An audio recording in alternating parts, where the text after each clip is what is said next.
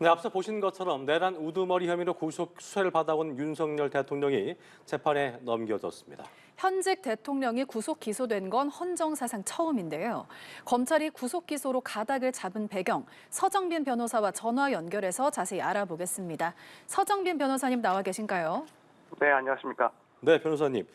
자, 검찰이 윤 대통령을 구속 상태로 재판에 넘겼습니다. 지난해 12월 3일이었습니다. 윤 대통령이 비상계엄을 선포한 지 54일 만인데, 자, 먼저 구속기간 만료가 내일까지였잖아요.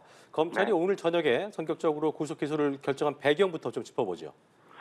네, 일단 검찰은 상당히 많은 고심 끝에 오늘 구속 기소를 결정했다라고 생각이 됩니다. 예. 우선 오늘 오전 10시부터 이제 전국 검사장 회의를 진행을 했었고, 이 회의가 마친 후에도 지금 결정까지 짧지 않은 시간이 소요됐는데, 이걸 보면은 결국 상당히 고민을 하고 내린 결정이라고 보여집니다.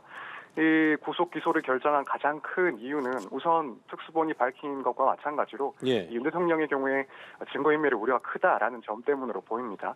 만약에 불구속 상태에서 기소를 해서 재판이 진행될 경우에는 내란 혐의 관련자들의 진술을 오염시키는 방법으로 증거를 인멸할 가능성이 높다 이렇게 평가한 것으로 보입니다. 그렇군요. 사실 그밖에 언급은 없었지만 예. 다른 사정들도 상당히 고려를 하지 않았을까 생각이 됩니다. 우선 현재 내란 혐의 주요 관계자들은 모두 구속된 상태에서 기소가 됐는데 예. 우두머리 혐의를 받는 윤 대통령에 대해서 불구속 기소를 하는 것은 형평성 차원에서도 맞지 않는다 이런 판단을 하지 않았을까 생각이 예. 되고요. 또 이번 그 검사장 회의에서 박세현 특수본부장이 직접 수사 진행 상황 그리고 증거 관계 등에 대해서도 설명을 했다고 하는데 이런 발표를 봤을 때 당장 기소를 하더라도 혐의 입증을 할 수 있다 이런 판단을 했을 걸로 보입니다. 그 밖에도 여론적인 측면까지도 고민하지 않았을까 생각을 하는데 예. 만약 이제 불구속 상태로 진행을 한다면 직면할 수 있는 그런 비난도 신경을 썼을 것 같습니다. 지금까지 이제 검찰과 공수처가 예. 사실은 최대 20일간 구속 기간을 일단 전제를 해두고 예. 각자가 수사에 얼마만큼 할당을 할 것인지 이것만을 논의를 해왔습니다. 그랬죠. 근데 전혀 예상하지 못하게 이 기소 여부를 결정해야 되는 시한이 앞당겨지면서 예. 만약 이 시점에서 결국 불구속 기소를 하게 된다.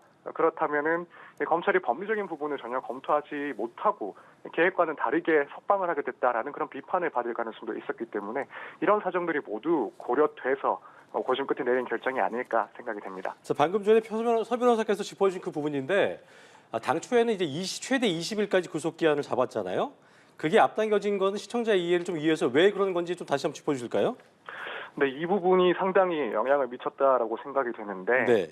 일단 법원이 두 차례 이제 구속기간 연장 신청에 대해서 기각을 했습니다. 그렇기 때문에 검찰 입장에서는 20일이 아니라 구속기간이 10일로 줄어들었고 예. 그렇다면은 이제 1차 만료일이라고 보는 27일 이전에 기소 여부를 서둘러 결정해야 되는 그런 상황이 발생을 했습니다. 예. 특히 이제 연장 신청 기각을 불허를 한 이유에 대해서 법원은 이 사건에 대해서는 검찰은 수사를 할 수 없다. 이런 판단을 했는데 예. 그렇다면 이제 검찰 입장에서는 윤 대통령을 석방하고 불구속 상태에서 기소를 한다 하더라도 예. 이 윤 대통령의 혐의에 대해서 직접적으로 수사를 할 수가 없는 상황이 되어버렸습니다. 그렇다면은 불구속 기소를 하게 된다라고 하면 불필요한 시간만 늘어나고 수사는 이루어질 수 없다. 이런 점까지도 고려를 해서 전격적으로 기소를 결정했을 가능성이 있다고 봅니다. 할 수 없는 상황이라는 것은 이제 불구속 상태가 된다면 신병 확보가 쉽지 않다 그 말씀이신 거죠? 신병 확보도 쉽지가 않지만은 애초에 법원에서 지금 공수처에서 수사를 한 이 사건에 대해서는 예. 검찰은 기소만 할 수 있기 때문에 수사를 할 수 없기 때문에 구속 연장이 필요하지 않다 이런 판단을 했습니다. 그랬었죠? 그렇기 때문에 불구속 상태가 된다 하더라도 검찰은 여기서 법원 판단을 존중한다면 수사 자체를 실질적으로 진행할 수가 없는 상황이 돼버리는 거죠. 그렇군요. 예, 알겠습니다. 그렇기 때문에 이전까지도 고려를 해서 기소를 한 건 아닐까 생각이 됩니다. 네네. 네, 검찰이 지난 23일과 어제죠. 서울중앙지법에 구속기간 연장을 신청했는데 법원이 또 두 차례 다 기각을 했습니다. 이 또한 구속 기소 결정에 영향을 미쳤다고 볼 수 있을까요?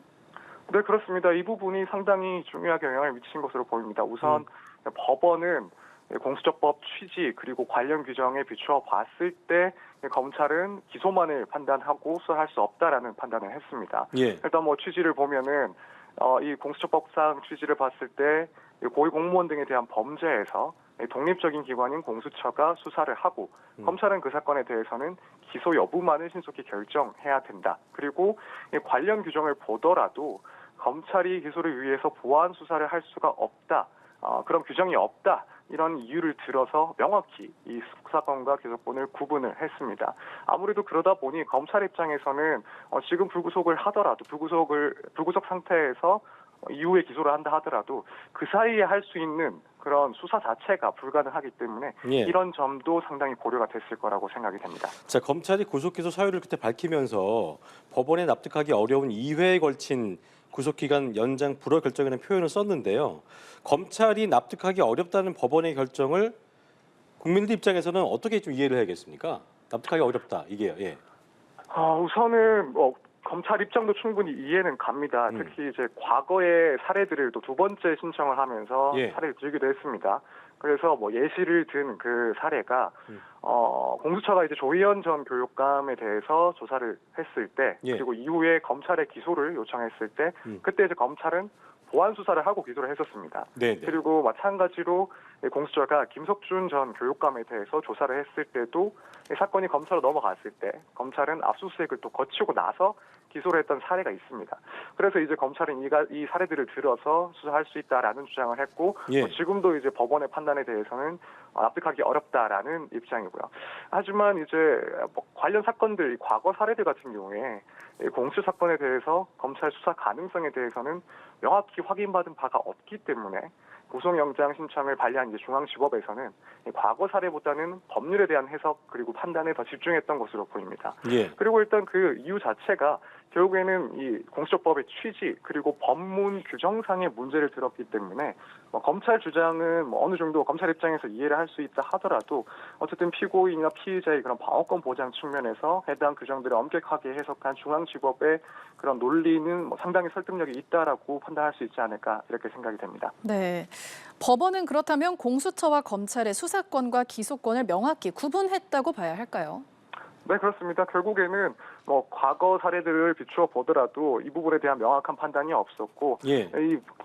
사실상 이제 중앙지법이 여기에 대해서 명확하게 판단을 해준, 그래서 수사권과 기소권을 명확하게 판단해준 첫 번째 사례라고 볼 수가 있을 것 같습니다. 네.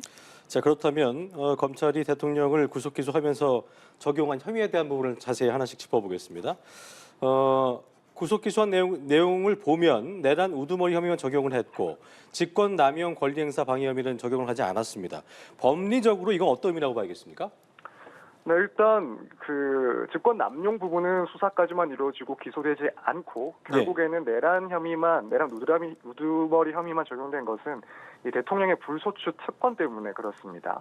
우선 공수처가 수사할 수 있는 그런 공무원의 직권 남용 범죄와 관련해서 이 관련 범죄로 내란죄를 일단 수사는 할 수 있다 하더라도 그래서 직권남용 그리고 내란죄 혐의에 대해 수사를 할 수 있다 하더라도 이 대통령은 결국 내란죄나 외환죄 외에는 소추 그러니까 기소를 받지 않습니다. 그렇기 때문에 조사는 직권남용까지도 포함이 됐었지만 이 부분은 기소를 하지 못하고 결국 내란 우두머리 혐의만 적용을 해서 구속 기소를 하게 된 겁니다. 자, 그런데 윤 대통령 측에서 처음부터 지속적으로 문제 제기를 해온 부분이잖아요. 공수처가 내란죄에 대해서는 수사 권한이 없다는 부분인데 내란죄에 직권남용 권리 행사가 연관돼 있기 때문에 그 명분으로 이제 공수처가 수사를 진행해 왔고 이 내용들을 검찰에 넘긴 거 아니겠습니까? 그런데 정작 검찰이 대통령을 구속 기소하며 적용한 혐의에는 공수처가 수사 가능했던 그 부분은 빠지게 된 거기 때문에 이 부분은 어떻게 좀 이해를 해야겠습니까?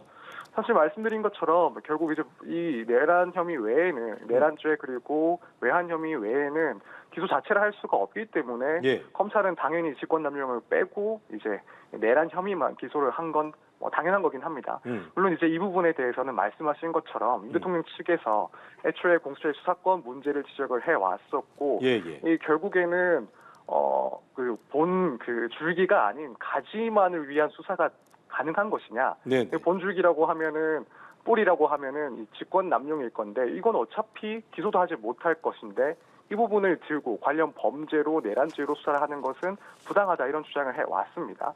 그래서 이 부분은 앞으로도 어쨌든 윤 대통령 측의 주요한 그런 공격 수단이라고 생각이 됩니다. 앞으로 재판 절차에서도 결국 공수처의 그런 수사권이 없다. 이 직권 남용으로 시작된 내란죄에 대한 기소는 잘못된 기소이다라는 주장을 계속할 것으로 보이고 예. 그래서 예를 들어 기소 자체가 부적법하다. 그래서 공소 기각을 해야 된다라는 주장이 있을 수 있고 또 한편으로는 내용면에서 이 내란 혐의와 관련된 증거들은 증거 능력이 없다. 이런 식의 주장들을 뭐 앞으로 계속 펼치지 않을까 이렇게 예상이 됩니다. 네, 앞으로의 반응도 짚어주셨는데 저희가 다시 한번 차근차근 짚어보겠습니다. 어쨌든 검찰은 대통령에 대한 보완 수사를 진행하지 못한 상황인데 그럼에도 불구하고 그동안 특수본이 수사한 증거 자료들도 그렇고 경찰로부터 송부받은 자료들을 종합 검토해 보니까 대통령을 기소함이 상당하다고 판단을 했다고 밝혔는데 법률적으로 이제 공수처나 경찰은 이제 내란죄에 대해서는 수사 권한이 좀 없잖아요. 그런데 검찰이 기소를 하면서 적용한 혐의는 내란죄이고요. 그렇다면 어떤 부분을 검토해서 기소의 상당성이 있다고 판단했던 걸까요? 일단 뭐 공수처 그리고 검찰의 이 내란죄 혐의에 대해서 직접적인 수사권은 없다라고 평가할 수도 있긴 하지만 예. 다만 이제 수사권을 갖고 있는 관련 범죄들에 대해서 이 관련 범죄로서 이 내란 혐의에 대한 수사권이 있다라고 일단 검찰 혹은 공수처에서는 주장을 하고 있습니다. 예.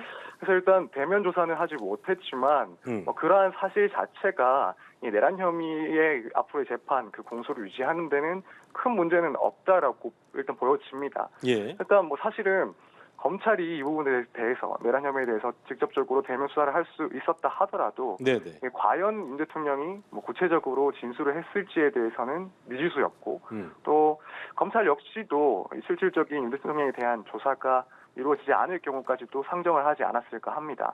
그렇다면은 뭐 대면 조사가 없었다라는 사실 자체는 재판에서 그렇게 중요하지 않을 수 있다라고 보이고 예. 이제 오히려 윤 대통령한테서 나오는 진술보다도 예.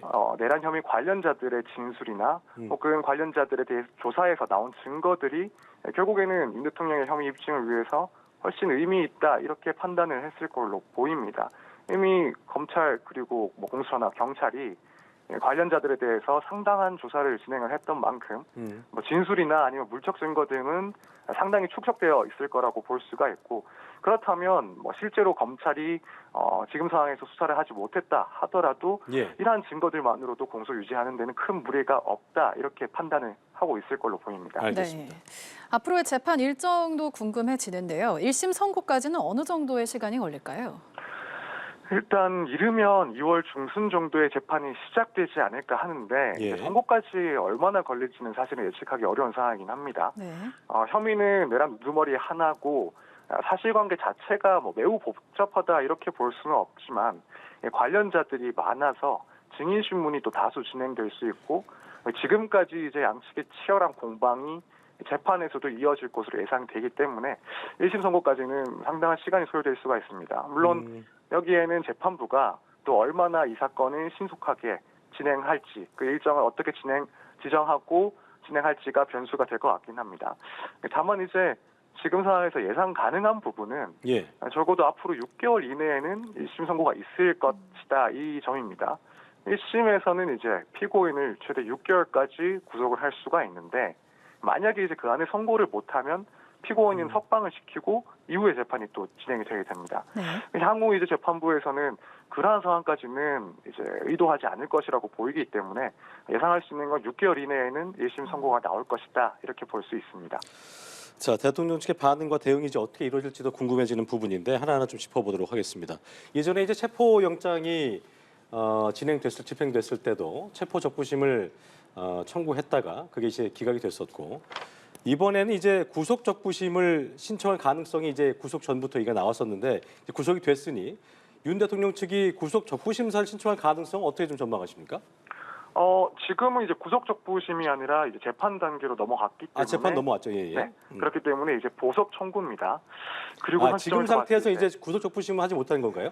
네, 그렇습니다. 이제 구속 적부심 같은 경우에는 수사 단계에서 구속된 피의자가 예, 법원에 대해서 그 구속이 적법하지 못하다, 석방해야 된다라는 취지로 청구를 하는 것이고요. 그러니까 기소 전까지만 지금은- 가능한 거군요. 그렇죠? 네, 그렇습니다. 네네. 그래서 이것과 이제 유사한 그러니까 재판 단계에서 진행할 수 있는 것은 바로 이제 보석 청구입니다. 예, 예. 그래서 윤 대통령 측에서는 뭐 지금 이 수사 단계에서 구속 적부심은 신청하지 못했지만 네네. 앞으로는 이제 재판 단계에서 보석 청구를 할 가능성이 상당히 높다라고 보입니다.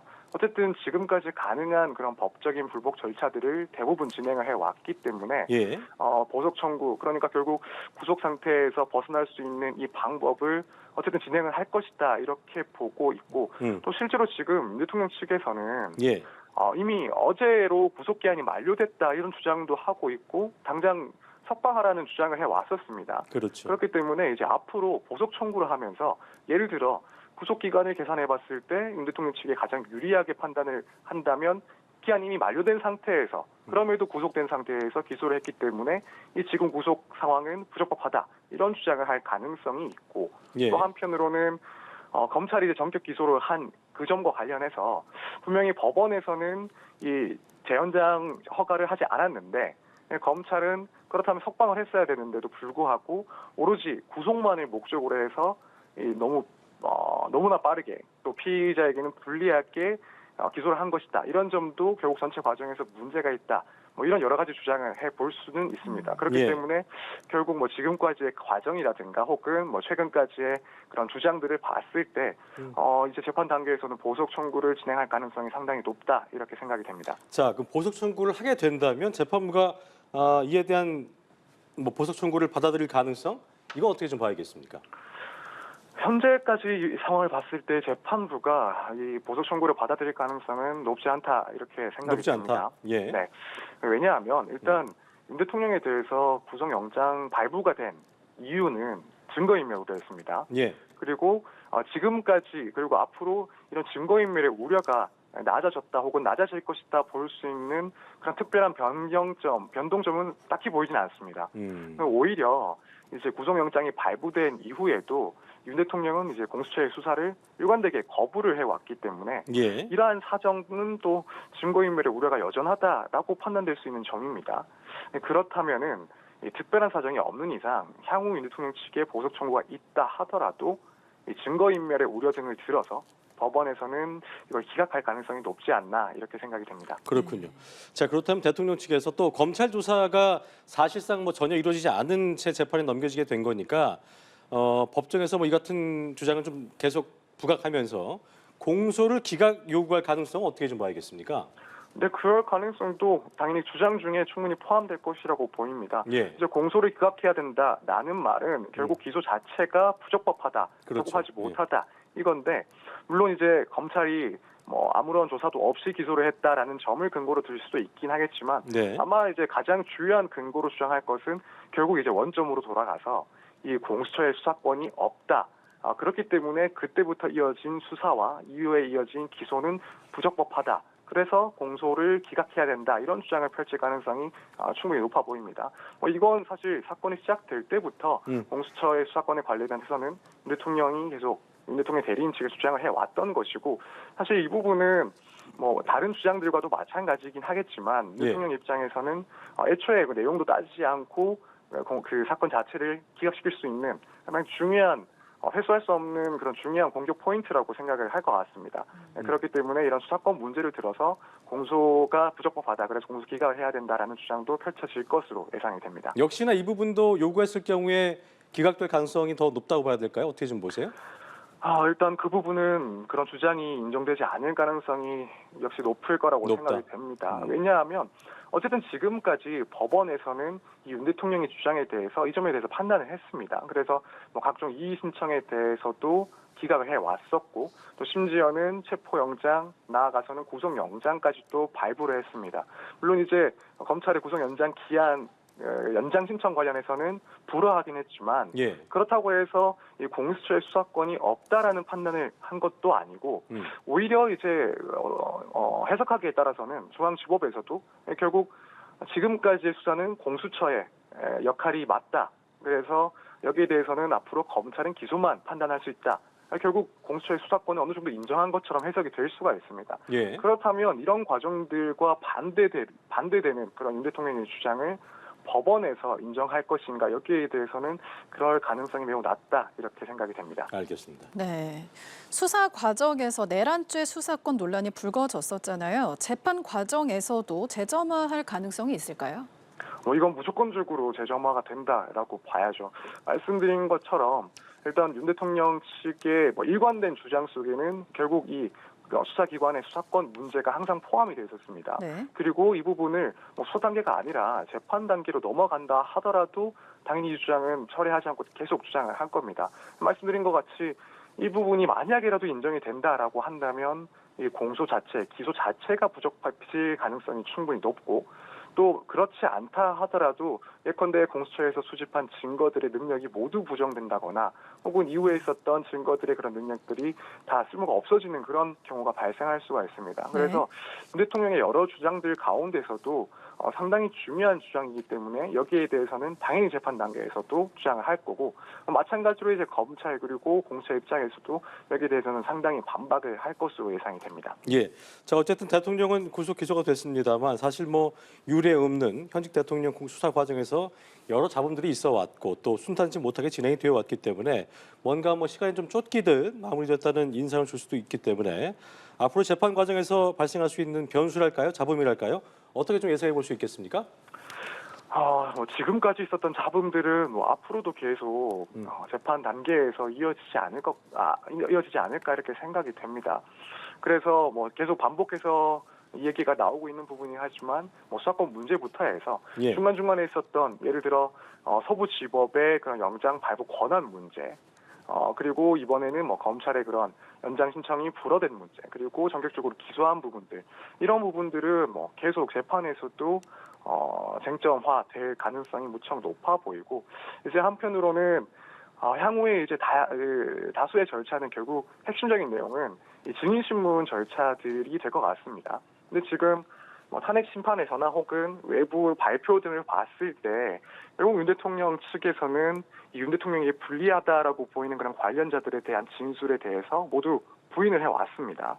그렇기 때문에 이제 앞으로의 재판 절차에서 이런 핵심적인 증인들에 대한 신문 과정에서도 상당히 치열하게 공방이 있을 것으로 보이고 이제 만약 이 증인들의 그런 신빙성 문제가 또 불거진다라고 한다면 그렇게 되면은 이제 다른 증거들이 또 무엇이 있는지 이런 점들이 또 상당히 문제가 될 수는 있는 상황으로 보입니다. 예. 네, 오늘 말씀 여기까지 듣겠습니다. 지금까지 서정빈 변호사였습니다. 고맙습니다. 감사합니다.